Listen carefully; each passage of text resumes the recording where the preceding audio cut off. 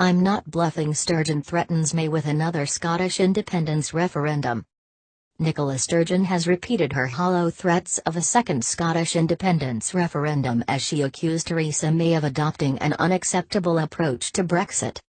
The Scottish First Minister mooted that a hard Brexit could sway public opinion in Britain's northernmost country in favour of independence, but claimed she was willing to work with the Prime Minister to develop a compromise solution. The SNP leader also hinted that a soft Brexit could persuade Scotland to remain in the UK and keep the possibility of an independence referendum at bay. Talking on the BBC's Andrew Marr show, Sturgeon claimed the government was making a big mistake if they think that I'm in any way bluffing, as June 23 vote had sparked a fundamental question about Scotland's place in the world. The 46-year-old said, "If we're going to be ignored, if our voice has been completely cast aside, our interests cast aside, then that can happen on anything.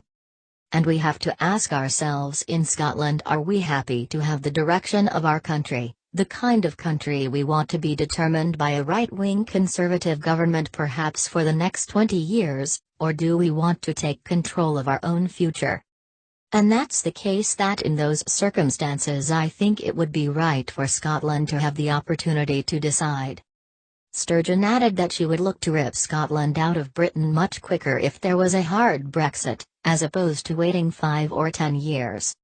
Yet she added, "But let me not get away from this point, I'm putting to Theresa May a compromise solution."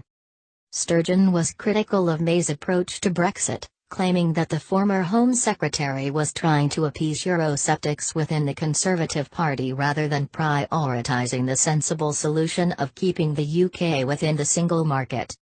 The Remoaner added, "If the UK's coming out of the European Union, that has enormous implications for Scotland as it does for other parts of the UK, it has enormous implications for our economy, for jobs, for living standards, for trade, investment, for the kind of society we are, and I want to play my part in making sure we get the right outcome from that.